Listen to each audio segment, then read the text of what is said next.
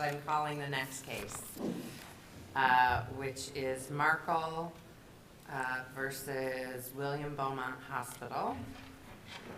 This is a oral argument on the application, 15 minutes per side. Again, you can waive your time, your fire-free time, and keep track of any time that you'd like to reserve for rebuttal. And you can begin whenever you're ready.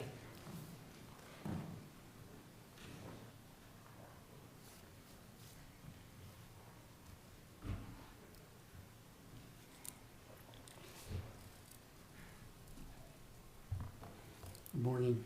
Mark Ronzato on behalf of the plaintiff appellant, and I waive any self-imposed limitation on the asking of questions. This case returns to this court for a second time.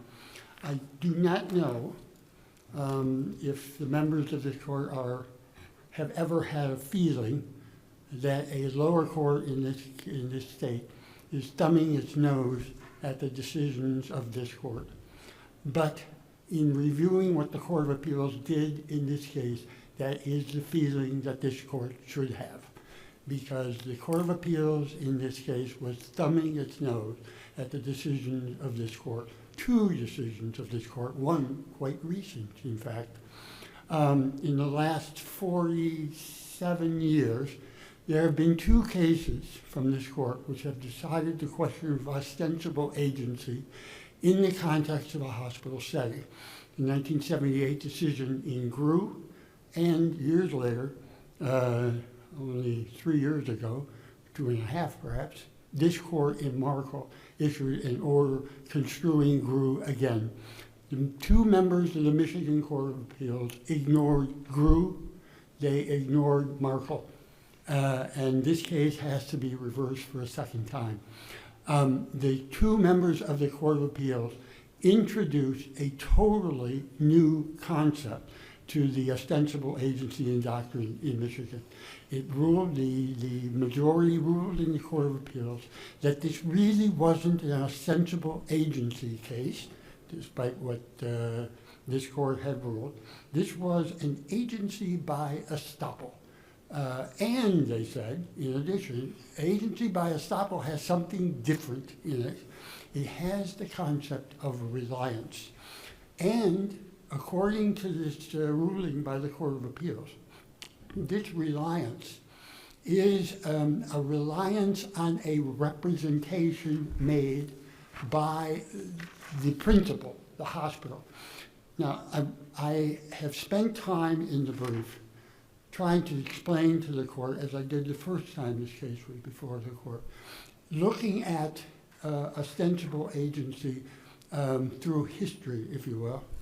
And what I tried to present to the court is a series, I counted 11 decisions of this court adopting an ostensible agency theory before Grew was ever decided. The principle itself is relatively simple.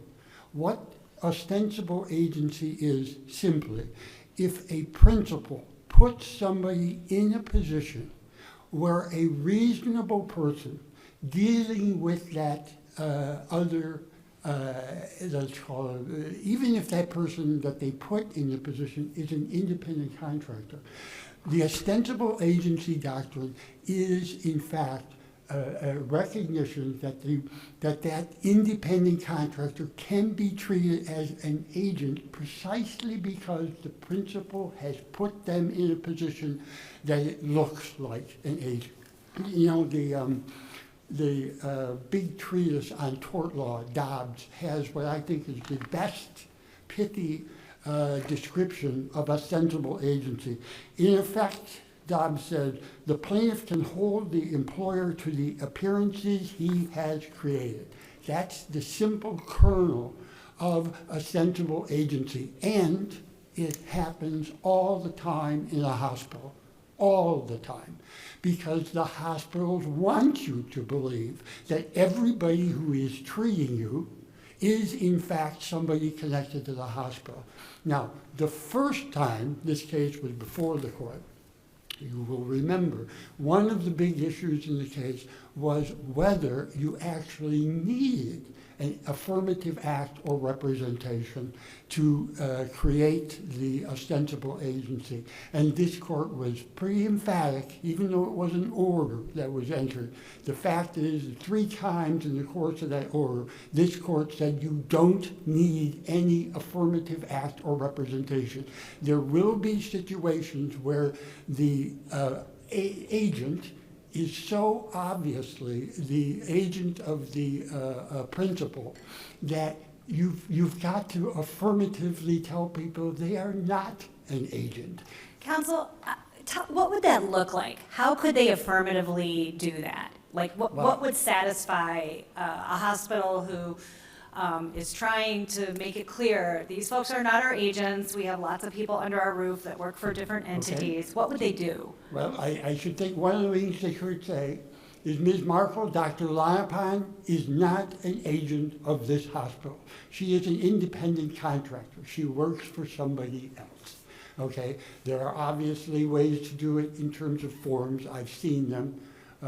You could theoretically tell somebody in a form, this person is not an agent.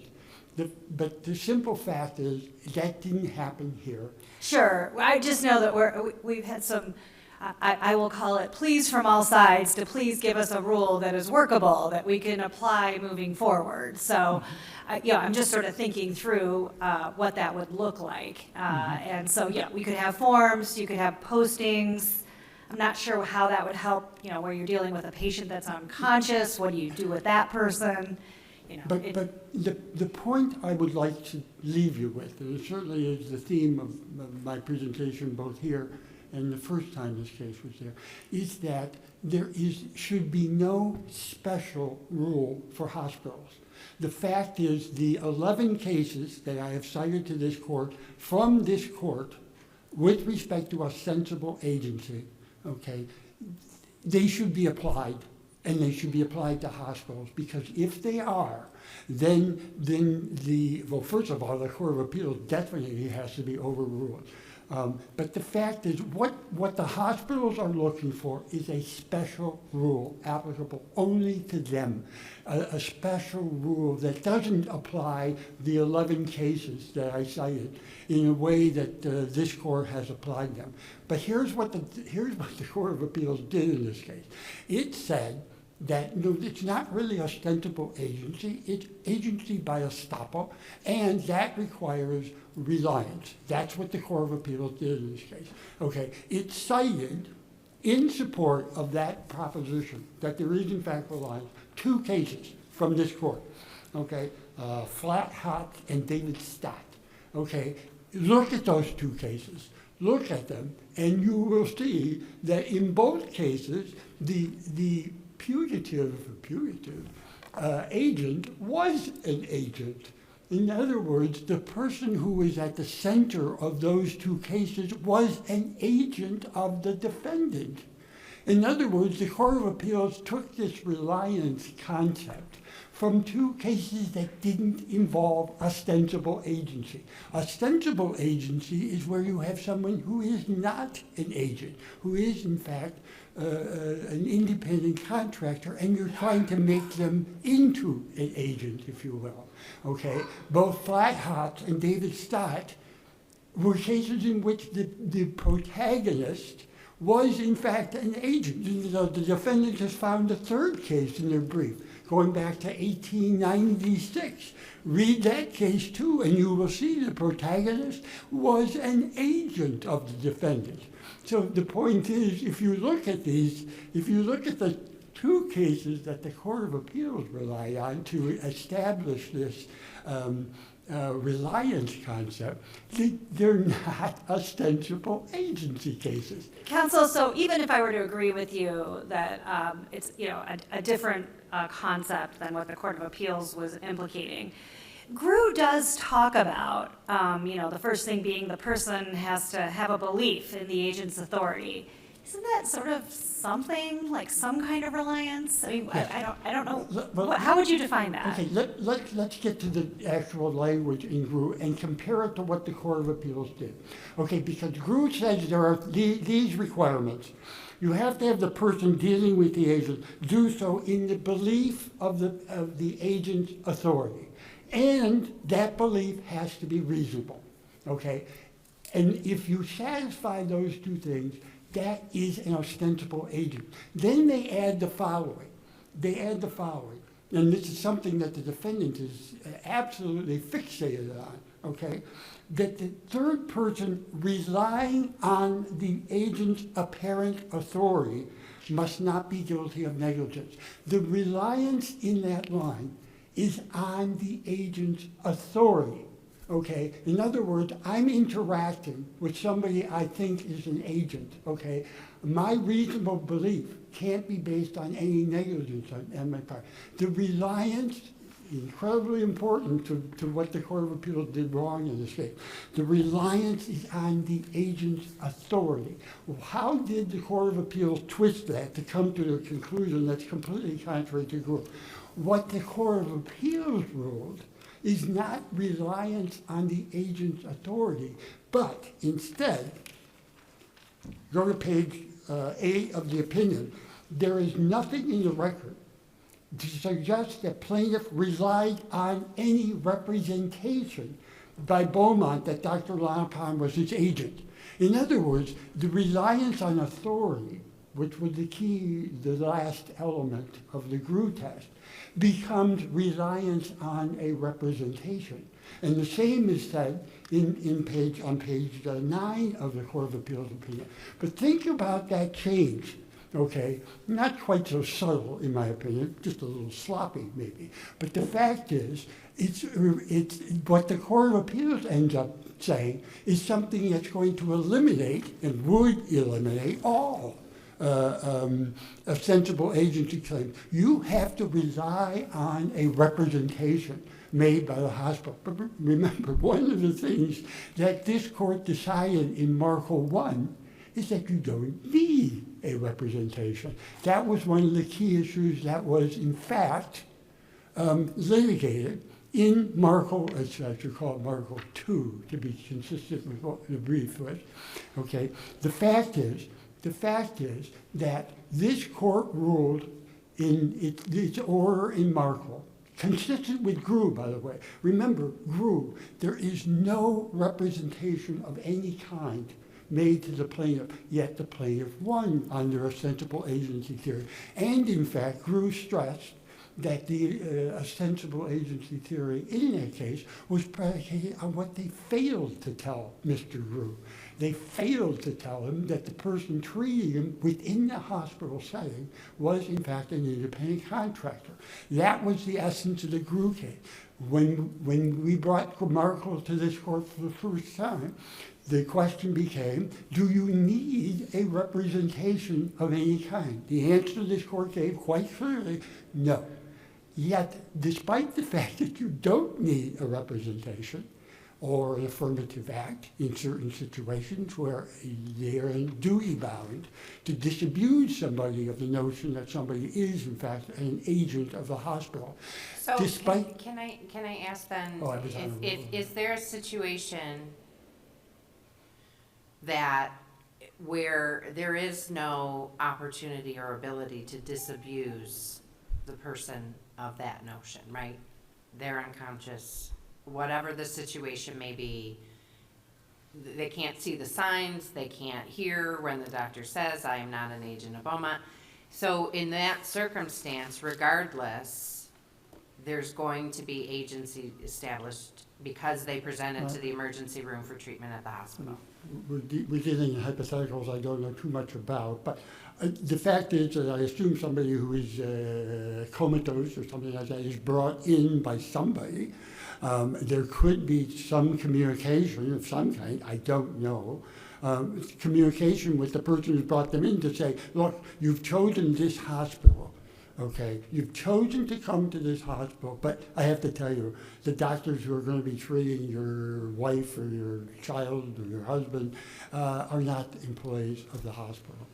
Okay, that would be a guess on my part.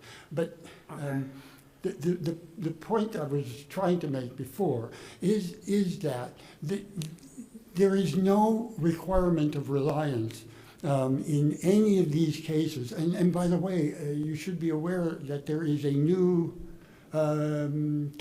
restatement of torts third on medical malpractice.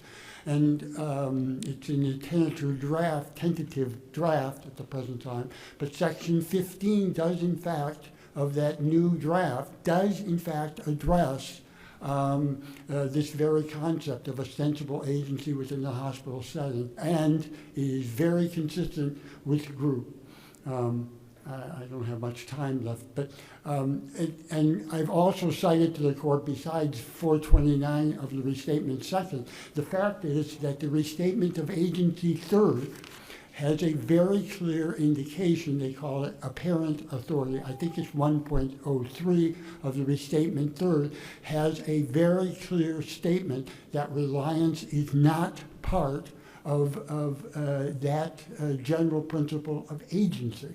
So the restatement of second torts, the restatement of third medical malpractice, and the restatement of agency third all refute the idea that there is some sort of reliance element to a ostensible agency third. Thank you.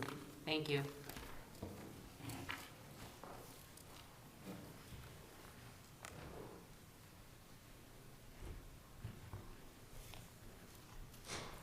Good morning, Jackie Klein on behalf of Beaumont. Well, I will respectfully disagree with Mr. Granzato that the hospitals are looking for special treatment and a special rule here. What they're looking for is to be treated the same as everyone else when ostensible agency is applied. The actual rule is that a principal is not liable for an independent contractor, and this is an exception to that rule. And it has been applied across a lot of different commercial settings. And maybe the hospital setting is a little bit more difficult to fit it in. It's kind of fitting the square peg round hole concept. But in this case, under the facts of this case, it certainly does not fit in. She wasn't an unconscious patient, for example. This wasn't an emergency room setting. She'd had surgery at Beaumont the week before with her primary care physician. She returned to the same place with some back pain. At the emergency room, she was treated by a physician who had performed several back surgeries on her in the past, so there is this pre-existing relationship with respect to the ER setting. The following day, she was discharged from the ER, admitted into the hospital, and her treatment from that point on was dictated by this pre-existing contractual relationship that her primary care physician had with this hospital consultants group.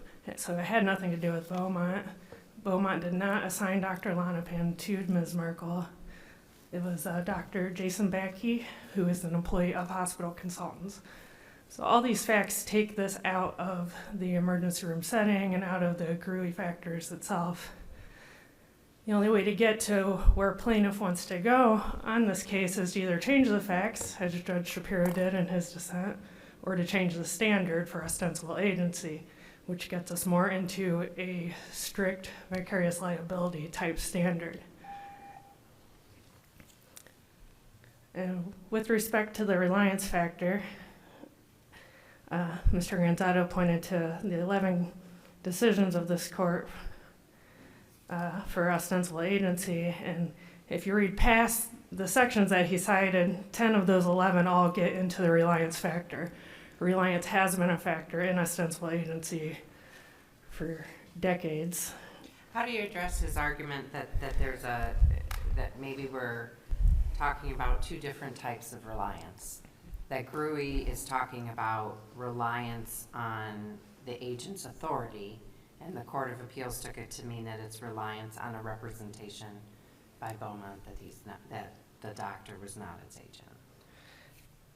I think the reliance is, I'm not so sure that distinction was in the Court of Appeals opinion. I read it as there are these three factors.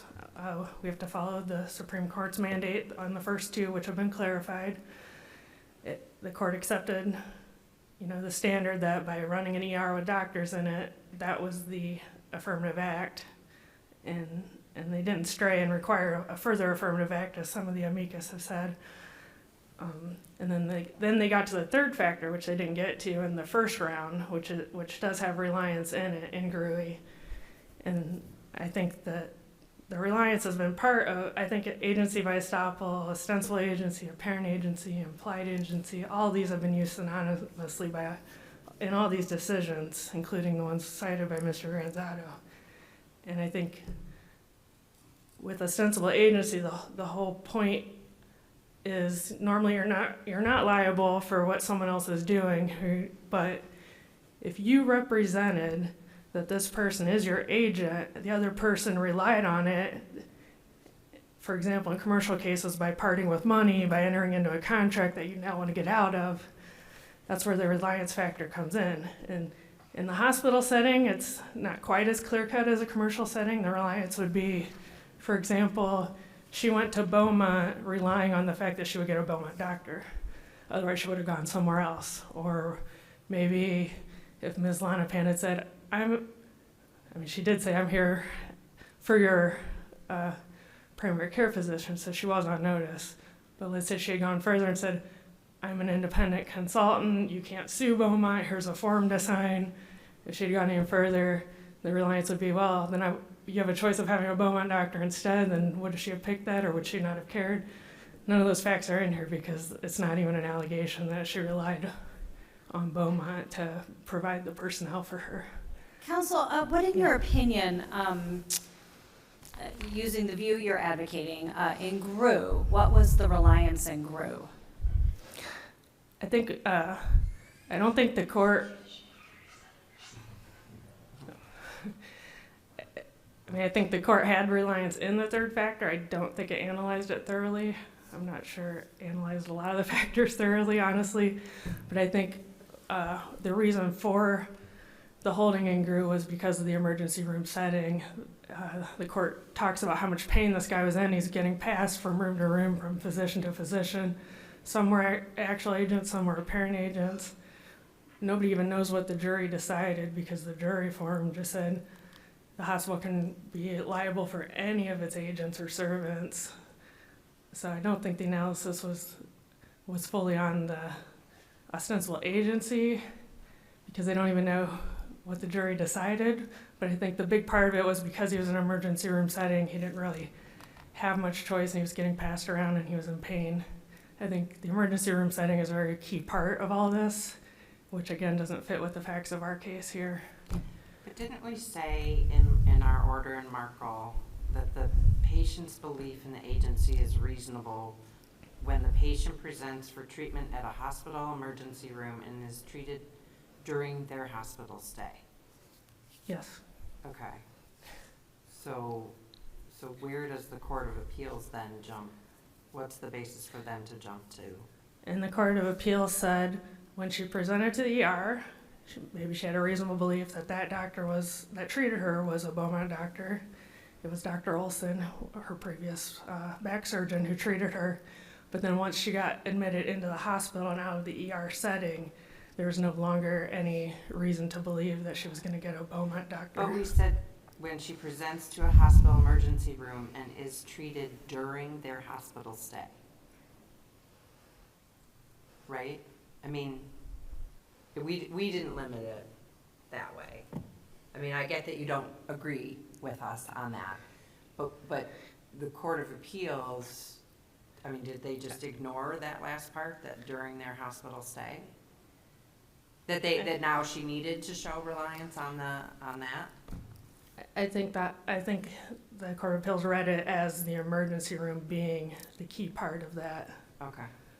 That's my understanding, which I may be wrong, but.